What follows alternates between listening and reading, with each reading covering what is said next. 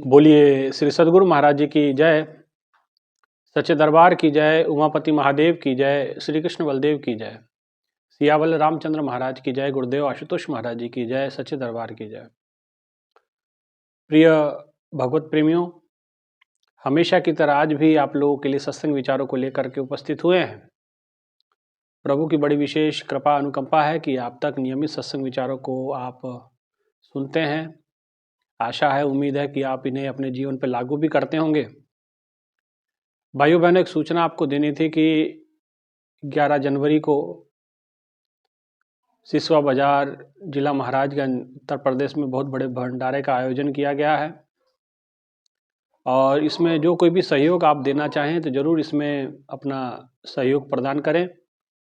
और जो भी सहयोग राशि आप देना चाहते हैं तो डिस्क्रिप्शन में मेरा नंबर है, आप उस पर फ़ोनपे कर सकते हैं। साध्वी जी के नाम से वो अकाउंट है। ठीक है भाइयों बहनों, आइए विचार करते हैं आज एक नए सत्संग विचारों पे, कुछ नए विचारों के ऊपर, और चिंतन करते हैं, मनन करते हैं कि कैसे हम अपने जीवन को सार्थक सफलता की ओर लेके जाएं। एक बड़ा सुंदर भजन गुरु महाराज जी की मुखारबिंद हमने सुना था बहुत पहले। भजन बिन बावरे तूने हीरा जन्म गवायो। ये भजन आपको अपने जीवन के उद्देश्य की ओर प्रेरित करता है। एक समझाइश भी है, चेतावनी भी है जीव के लिए कि तू जन्म तो लिया, लेकिन जन्म लेने के बाद तू उस परमात्मा को भूल गया। माता के गर्भ के अंदर उल्टा लटका हुआ भगवान से प्रार्थनारत रहता है, ईश्वर की बंदगी भक्ति से जुड़ा रहता है और प्रार्थना करता है कि हे परमात्मा, मुझे इस गर्भ की अग्नि से बाहर निकाल। मैं इस भूलोक में जाके, इस संसार में जाकर के तेरी भक्ति बंदगी करूंगा, तेरी साधना सुमरन करूंगा। लेकिन विपरीत होता है, आता है धरती पे, जीवन लेता है और जीवन लेने के बाद, जन्म लेने के बाद ये ईश्वर को ही सबसे पहले भूल जाता है।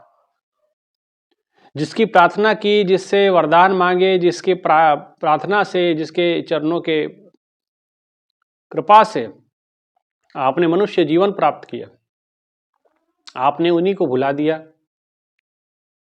और भुला करके संसार के रिश्ते नातों में हम उलझ गए। हम मकड़ जाल में उलझते जाते हैं। और जैसे मकड़ी, आप जानते हैं कि मकड़ी एक जाला बुनती हैं, बहुत सुंदर सा एक जाला बनाती हैं और बना करके उसी में उलझ पुलझ के रह जाती है। ठीक जीव के साथ भी ऐसा ही होता है। जन्म लेता है, आंखें खुलती हैं, माँ के साथ स्नेह हो जाता है, उसके बाद थोड़ी और सुध बुध आती है तो पिता से स्नेह हो जाता है, मोह हो जाता है। फिर बाद में भाई बंधुओं का पता चलता है, धीरे धीरे मित्र संबंधी पता चलते हैं। फिर इस संसार के आकर्षणों में धीरे धीरे दलदल में फंसते जाता है। ठीक है, ये मकड़ जाल है। इंसान ऐसे ही करते अपने जीवन को, जिस कारण से उसने जन्म लिया था वो कारण ही भूल गया, जिसके लिए जन्म लिया था उसको भी भूल गया और इस जीवन को यूं ही व्यर्थ करता है, व्यर्थ करते हुए जाता है और अभी भी इसको सुध नहीं। तो संत इसकी इस दयनीय स्थिति को देखते हुए कहते हैं, इसके दयनीय हालात को देखते हुए कहते हैं कि भजन बिन बावरे तूने हीरा जन्म गवायो। कि भजन के बिना हे बावरे, परमात्मा की भक्ति के बिना बावरा कहा। बिन सतगुरु सब जग बौराना, गुरबानी कहती कि बिना सतगुरु के सारा जग बौराना है, पागल है। क्योंकि बिना परमात्मा के, बिना ईश्वर की बंदगी भक्ति के हमारा जीवन बेकार होने वाला है, वो जान रहे हैं, है ना। इसलिए कहा भजन बिन बावरे तूने हीरा सा जन्म गवायो। कि भजन के बिना हे मूर्ख इंसान, तूने ये हीरा सा जन्म, हीरे जैसा जन्म था, कौड़ी बदले जाए। कबीरदास जी कहते हैं कि मानव जन्म दुर्लभ है, होत ना बारंबार, जो भूल पुई पाके गिरो बहुर ना लागे डार। जैसे एक फल पेड़ से गिर जाता है पकने के बाद, वो दोबारा डाली पे जुड़ता नहीं है, ऐसे ही मनुष्य का जीवन दोबारा मिलता नहीं। बड़ी लंबी यातना, बड़ी लंबे भोग को भोगने के बाद 84 लाख योनियों को काटने के बाद हम जो है आखिर की सीढ़ी पे पहुंचते। गुरु नानक देव जी समझाते हैं, भाई परापत मानुख देहुरिया, गोविंद मिलन की ए तेरी बरिया, अवर काज तेरे कीते न काम मिले, साध संगत भज केवल नाम।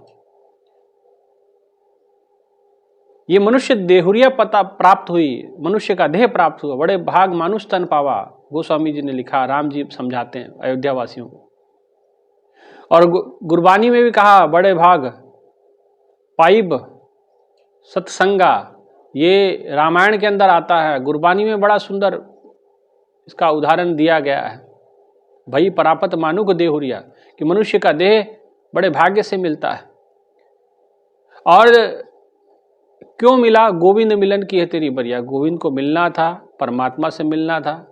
परमात्मा से मिले नहीं, परमात्मा से जुड़े नहीं, परमात्मा को प्राप्त नहीं किए, ईश्वर के साथ आपका कोई संबंध स्नेह रहा नहीं, और रहा भी तो वो सिर्फ फॉर्मेलिटी के तौर पे रहा कि मंदिर चले गए, ठीक है, थोड़ा सा मत्था टेक लिया, गुरुद्वारे चले गए, थोड़ा सा मत्था टेक लिया, कहीं कोई और संप्रदाय में जन्म लिया तो वहाँ जहाँ जिसकी आस्था है वहाँ वो चले गए, तीर्थाटन कर लिए, कुछ ग्रंथों का अध्ययन कर लिया, कुछ इसी प्रकार से हमारी आस्था रही, लेकिन वास्तविकता से हम बड़े दूर रहे।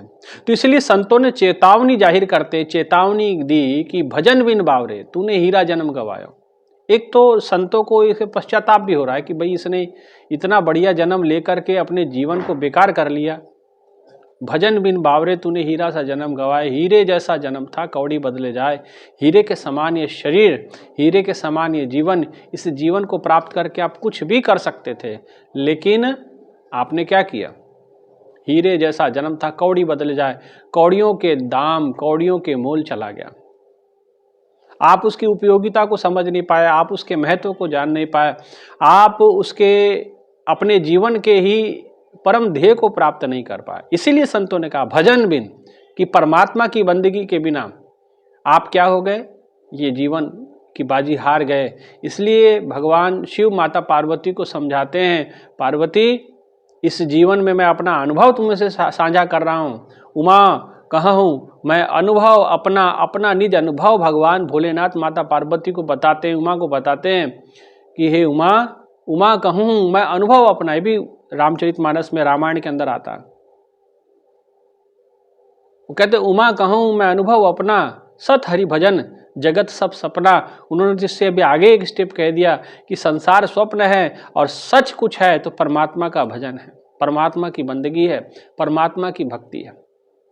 और मेरा ये निजी अनुभव है, भगवान अपना अनुभव बता रहे हैं कि मेरा निजी अनुभव है, जगत सब सपना, कि संसार स्वप्न है और सच क्या है? परमात्मा है। सत्य तू सत्य तू सत्य तू विठला। और ईश्वर को छोड़ के हम सारे विषयों में हमारा मन लगा रहता है। इसीलिए संतों ने ऐसी दयनीय स्थिति को देखते हुए और अंतोगत्वा इसको मृत्यु के पाश में जाते हुए देख, तभी उनके मुख से ऐसे उद्गार निकले होंगे। कबीरदास जी कहते कि भजन बिन बावरे तूने हीरा सा जन्म गवायो, कि भजन के बिना हे बावरे, हे मूर्ख, तूने हीरा जैसा जन्म था आपने बेकार कर दिया, कौड़ियों के भाव कोयला बना के रख दिया, राख बना के रख दिया, किसी काम ना आया। कहते इंसान की स्थिति तो ये है कि पशु मरे 10 काज सवारे, मनुष्य मरे 10, नर मरे कछु काम ना आए। नर मरता है किसी काम भी नहीं आता है, पशु मरता है 10 काज सवारता है, उसके चमड़े का ढोल ताशा कुछ ना कुछ बन ही जाता है, लेकिन इंसान का तो वो भी कुछ भी काम नहीं आता है ना। इसलिए नर मरे कछु काम ना आए, पशु मरे 10 काज सवारे। पशु मरता है 10 काज सवारता है, लेकिन ये इंसान उसके भी काम नहीं आया। और आज के समय में जो भय है, जो डर का कारण है, वो मनुष्य है। भयभीत भी मनुष्य ही है और भय का कारण भी मनुष्य है। किसी शेर से इंसान को डर नहीं लगता है, क्योंकि शेर अपने खाएगा और वो जो है 8 दिन तक पड़ा रहेगा। एक बार उसको भोजन मिल गया तो कई दिनों तक उसकी फुर्सत हो जाती है। 4 दिन 5 दिन तक उसको नहीं भी खाना मिलेगा तो चलेगा। लेकिन इंसान एक ऐसा है कि इसकी हवस ही पूरी नहीं होती है, इसकी इच्छाएं पूरी नहीं होती है। एक इच्छा पूरी हुई नहीं, दूसरी तनतनाते हुए खड़ी हो जाती है। ऐसे विषधर इच्छा रूपी नाग इसके भीतर पनपे हुए हैं। एक इच्छा खत्म, एक ने फन नीचे डाला, दूसरा फन खड़ा हो गया, दूसरा इच्छा रूपी फन खड़ा हो जाता है ना। तो ऐसी मनुष्य की स्थिति है, ऐसी मनुष्य के समझ है, और इतना विषय भोगों में आसक्त हो जाता है कि वो ईश्वर को विस्मृत कर देता है। हीरे जैसा जन्म और कौड़ी बदले जाए। मानव जन्म दुर्लभ था, ये दुर्लभ जन्म था, लेकिन इसको हम प्राप्त समझ नहीं पाए, प्राप्त किए लेकिन इसकी कीमत, इसकी कदर हम नहीं कर पाए। बड़ा अच्छा उदाहरण एक संत का आता है। संत का नाम है संत बाबा फरीद जी। बाबा फरीद जी बहुत अच्छे एक महान संत माने गए हैं, गुरबानी में बड़ा जिक्र उनका आता है। बाबा फरीद जी एक बार एक रास्ते से वो जा रहे थे, तो रास्ते से जाते जाते अचानक एक महल के सामने से वो गुजरे और महल में से एक भीतर से एक आवाज आई, किसी को डांटते हुए, किसी को डपटते हुए।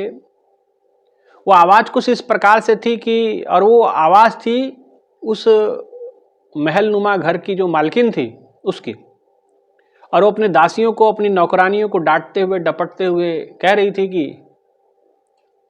कैसा सुरमा पीसा है आप लोगों ने।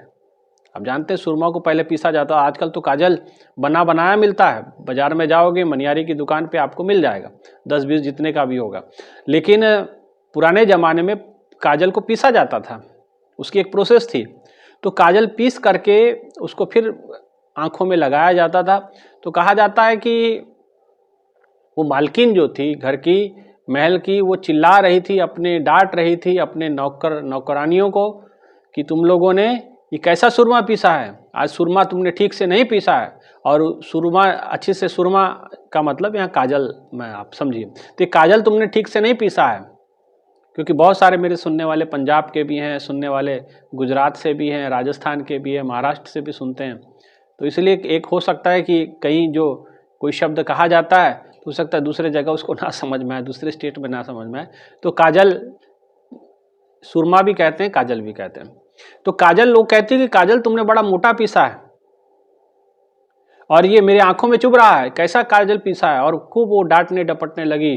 और ये आवाज़ बाबा फरीद जी जो रास्ते से जा रहे हैं, उस महल में से खूब चिल्लाने, शोर शराबे की आवाज़ जब उन्होंने सुनी और वो आवाज़ बाबा फरीद के कानों में पड़ी, तो बाबा फरीद ने अपनी नेत्र, अपनी दिशा महल की ओर कर ली और महल की ओर की, और महल की भीतर बढ़ गए, भीतर चले गए। अब जब भीतर चले गए तो जाकर के देखा कि मालकिन चिल्ला रही है, और क्योंकि युवा अवस्था है, साजो श्रृंगार स्त्री का गुण होता है, जैसे पुरुष का गुण होता है, लड़कों का गुण होता है। वो जिम करेंगे, वो अपने आप को बॉडी बनाएंगे, डोले बनाएंगे, छाती बनाएंगे, है ना, फिट फाट रखेंगे कि भाई हमारी छाती चौड़ी होनी चाहिए, डोले शेप में होने चाहिए। तो सौष्ठव होने का मतलब व्यायाम करने का, या सौष्ठव यहाँ यूँ कहे कि फिट फाट दिखने का जो शौक होता है वो पुरुषों में अधिक होता है। इसलिए उनके खेल भी वैसे ही मिलेंगे आपको, कुश्ती, कबड्डी, इस प्रकार के मिलेंगे। और जो लड़कियां होती हैं, स्त्री होती हैं, उनके खेल भी आपको गुड्डे गुड्डियों वाले मिलेंगे। कारण क्या है, उनके सहज गुण है सुंदरता और सुंदर दिखना, ये उनका स्वाभाविक गुण है, उसमें उनका कोई दोष नहीं है, वो अपने आप को सुंदर दिखाना चाहती हैं। तो वो इसी प्रकार से, तो संत फरीद जी ने बड़ा समझाया कि बेटी बात ये है कि ठीक है अभी आपकी युवा अवस्था है, पर ये सदैव रहने वाला नहीं। अगर आपने जन्म लिया है तो जन्म के साथ बचपना भी जुड़ा है, और बचपना है तो साथ में जवानी भी जुड़ी है, और जवानी जुड़ी है तो जवानी के बाद बुढ़ापा भी है, और बुढ़ापा के बाद मृत्यु भी है, मौत भी है। इसलिए, और ये चीज़ें स्थिर नहीं है। आज आप बहुत सुंदर दिखते हैं, लेकिन हो सकता है 10 साल 20 साल के बाद आपकी ये सुंदरता कायम ना रहे। जीवन हमेशा एक जैसा नहीं रहता है, शरीर हमेशा एक जैसा नहीं रहता है। हाँ, एक जैसा क्या है, आपके भीतर बैठा वो परमात्मा, शिव शक्ति कर वास धरे, पहले पहरे रैन के बनजार्या मित्रा, हुकुम पे आ घरवास। कि तेरे परमात्मा ने तुझे गर्भ के अंदर जब वास दिया तो क्या, और फिर शिव शक्ति घर वास धरे, शिव शक्ति परमात्मा की आत्मा, परमात्मा भीतर बैठा करके और आपको बाहर निकाला जाता है। बाहर आते हो लेकिन भूल गए सब। उन्होंने बड़ा समझाया कि बेटी ठीक है, जीवन में आप अपने शरीर का ध्यान रखें, आप अपने सौंदर्य का ध्यान रखें, कोई बात नहीं, बहुत अच्छी बात है, लेकिन इसके साथ साथ भीतर बैठा परमात्मा, उसका भी ध्यान रखें। जिस कारण से देह है, आज देह में से परमात्मा निकल जाए तो तुम्हारी सुंदरता किस काम की, ये पाउडर लाली किस काम में आएगा, ये काजल आप कहाँ डालेंगे, कहाँ लगाएंगे। ये आंखें जब बंद हो जाएंगी सदा के लिए तो फिर ये आंखों पे काजल, कौन सा काजल शोभा देगा। कभी विचार किया, कभी सोचा, कभी समझा। जिन बालों को हम इतना बनाते सजाते संवारते हैं, कबीरदास जी महाराज कहते हैं कि वो कहते कि हाड़ जले जैसे लोह लाकड़ी, केस जले जैसे घास का पूसा। केस ऐसे जलते हैं जैसे घास जलती है, सूखी घास जलती है। घास को आग लगाते हुए देखा होगा कभी आपने, देखिएगा तुरंत जल जाती। ऐसे सबसे पहले जब शरीर जलता है तो सबसे पहले बाल जल जाते हैं तुरंत। जिन बालों को लेकर के हम इतना ब्यूटी पार्लर और इतने सलून में जाते हैं, तमाम प्रकार की उसको अमक चमक देते हैं, उनकी ये हालात है ना। हाड़ जले जैसे लोह लाकड़ी। तो ये शरीर सोने जैसी काया जल गई। इस सोने जैसी काया, इतनी हीरे जैसी काया, ये भी खत्म हो जाएगी। आप कहाँ पुत्री इस दुविधा में लगे हैं। ठीक है, आप अपने शरीर का ध्यान रखें ही रखें, लेकिन साथ ही साथ उस परम तत्व का भी ध्यान रखें, ईश्वर का भी ध्यान करें, उसकी भक्ति करें, उसकी बंदगी करें। तमाम तरीके से बाबा फरीद जी ने समझाया। कबीरदास जी बड़ा सुंदर कहते हैं कि स्त्री आई और स्त्री आने के कहती है कि कबीरदास जी कहा महाराज, और कई लोग होते हैं ना संतों के पास भी आके अपनी ही बात, अपनी ही तरीके से अपनी चीज दिखाना चाहते हैं। तो कबीरदास जी के पास आके कहने लगी कि महाराज देखिए, मेरा पति कितना मुझसे प्रेम करता, मुझे नथुनी लाके दी, मेरे नाक में ये नथुनी है, ये कितनी सुंदर है। देखिए संतों को क्या किसी के साजो श्रृंगार से, उसकी अपनी इच्छा है, पहने ना पहने उनकी अपनी, क्योंकि भाई आप क्या पहनना चाहते हैं, हम तो ठीक है उसके पक्ष में हैं। हम तो कभी ये नहीं कहते कि ये ना पहनो और ये ना पहनो, ये पहनो और ये ना पहनो। आपको जो ठीक लगता है वो पहनिए, लेकिन साथ ही साथ ईश्वर की भक्ति बंदगी पे भी ध्यान दीजिए। आपको जो पहनना है आपकी इच्छा है, आपको सरकार, हमारा संविधान ये पूरा अधिकार देता है कि आपको क्या पहनना है, कैसा पहनना है, नहीं पहनना है, ठीक है। क्योंकि साधु तो नग्न भी रहते हैं, नहीं पहनने पे बात आएगी तो संतों पे भी आ जाती है, साधु भी नग्न रहते हैं। महावीर जैन से ये और अखाड़ों में तो नागा बाबा होते ही हैं, आप जानते ही हैं, कुंभ मेला लगता है और वो क्यों, और पूरा भस्म लगा के रखते हैं, क्योंकि उनको पता है शरीर भस्म हो जाना है। भगवान शिव ने शरीर को भस्म लगाया, कहते हैं कि भस्मांतम शरीर भस्म होने वाला। उस स्त्री ने आकर के बार बार कबीरदास जी को दिखाया, महाराज मेरे पति ने तो ये मुझे दिया है, नथनी मेरे दी है। कबीरदास जी ने कभी इस प्रकार की बातों का कभी जवाब दिया नहीं करते थे, क्योंकि वो जानते थे कि जीव की मंशा अपने आप को प्रेजेंट करने की होती है, लेकिन जिसके कारण से वो प्रेजेंट है उसको वो भूल जाता है। और किस कारण से प्रेजेंट है ये संत जानते हैं। संत जानते हैं कि इसके अंदर वो तत्व है, वो ईश्वर है, तभी ये प्रेजेंट है, ये नहीं तो इसको पास्ट होने में समय नहीं लगेगा, है ना। शरीर से प्राण खत्म हुए, प्राण निकले बाहर, श्वास बंद हुई, ये आज है कल था हो जाएगा, अभी है से था में बदल जाएगा। अभी मैं हूं, अभी मैं है तो हो सकता है कि 10 मिनट बाद मैं था हो जाऊंगा, है ना। तो ये जीवन की सत्यता है, इसको स्वीकार करना सीखें। कबीरदास जी ने बड़ा समझाया, लेकिन वो मानी नहीं। अब युवावस्था में लोग नहीं मानते, है ना। कहते कि जब इंसान पे वासना की पट्टी चढ़ती है, ना सत्य दिखाई देता है ना सत्य सुनाई देता है। तो कबीरदास जी ने कहा कि ठीक है, आपके पति ने आपको नथ दिया, नथ माने कान नाक में डालने वाला नथ होता है, लौंग भी उसको कहते हैं, और जो बड़ा होता है उसको नथ भी कहते हैं, है ना, रिंग टाइप में होता है। तो वो नथ दिया, तो और अपने पति की आप इतनी बड़ाई करते हो।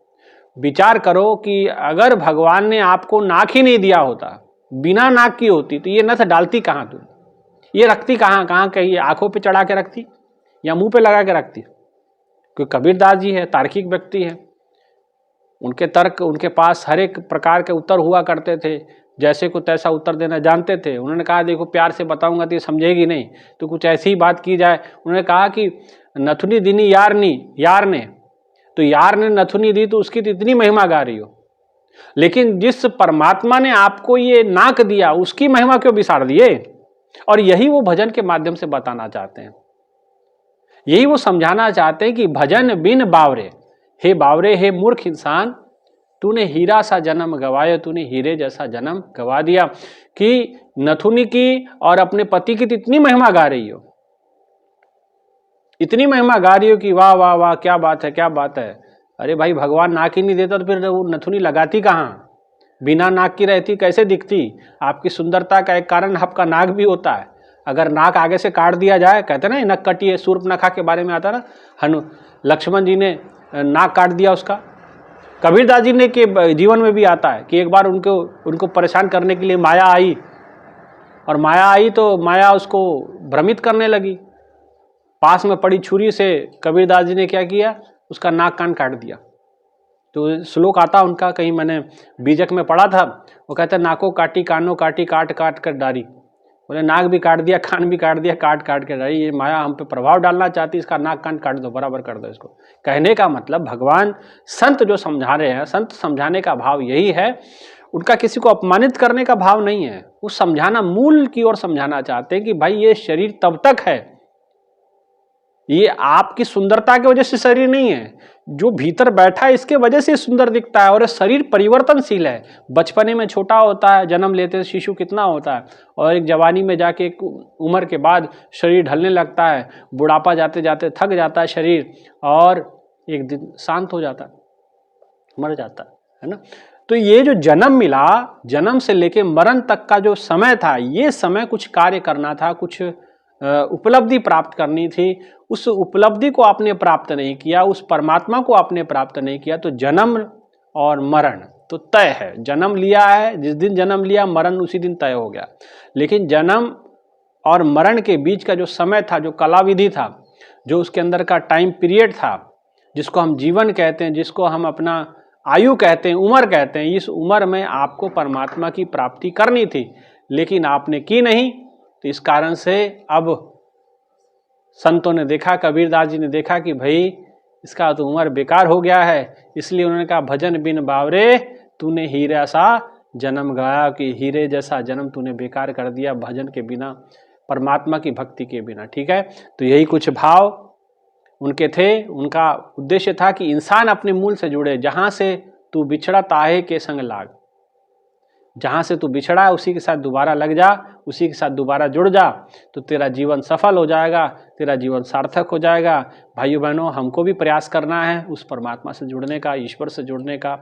अपने भीतर ही बैठा हुआ है, ना था मुझसे दूर, ना मैं उससे दूर था, नज़र नहीं आता है तो नज़र का कसूर था, कसूर नज़रों का था, जो हम उसे देख नहीं पाए, जो हम उसे समझ नहीं पाए। हम संसार में आंखें गाड़ गाड़ के बैठते रहे, उसी को देखते रहे, लेकिन ईश्वर को हम प्राप्त नहीं कर पाए। इसलिए संतों का ये चेतावनी भरा भजन और उनकी करुणा भी इसमें छुपी हुई है, उसमें उनका प्रेम भी छुपा हुआ है, और आपको उद्देश्य के प्रति जागृति की और भी आपको प्रेरित कर रहे हैं। वो कह रहे हैं कि भजन बिन बावरे, हे मूर्ख इंसान, भजन के बिना तूने हीरा जन्म गवाया। ठीक है ना। इसी भाव के साथ आप सभी ईश्वर के प्यारे बने, ईश्वर को प्रेम करने वाले बने, गुरुचरण अनुरागी बने, ईश्वर के अपार श्रद्धा आपके हृदय में प्रकट हो, आपकी भक्ति प्रफुल्लित हो, और आप अपने जीवन के उद्देश्य को पूर्ण करें। इतना ही कहते हुए अपने विचारों को विराम देते हैं, और अंत में आपको फिर एक बार सूचना देते हैं कि आने वाली 11 जनवरी को गुरु महाराज जी की कृपा से एक भंडारे का, दिव्य भंडारे का कार्यक्रम आयोजित किया गया है, जिसमें आप सभी सहयोग कर सकते हैं धन के रूप में। और जो आसपास के प्रेमी हो तो आएंगे ही, लेकिन जो आप अगर कहीं दूर दराज रहते हैं, सहयोग करना चाहते हैं, तो ज़रूर इसमें सहयोग करें। डिस्क्रिप्शन में मेरा नंबर है, उसी नंबर पे फ़ोन पे चलता है, तो आप उसी पे जो भी धनराशि भेजना चाहें तो उसी पे आप ये सहयोग भेज सकते हैं। और बाद में आप सहयोग के बाद व्हाट्सएप पे वो बता भी सकते हैं कि हमने ये भेजा है, इतना राशि भेजा है। ठीक है, ताकि आपका भी धन्यवाद दिया जा सके। ठीक है, इसलिए इतना ही कहते हुए अपने विचारों का विराम देते हैं और अपने विचारों को गुरु महाराज जी के चरणों में, प्रभु के चरणों में समर्पित करते हैं। धन्यवाद। बोलिए श्री सद्गुरु महाराज जी की जय, सच्चे दरबार की जय, उमापति महादेव की जय, सनातन धर्म की जय, सद्गुरु आशुतोष महाराज जी की जय। धन्यवाद।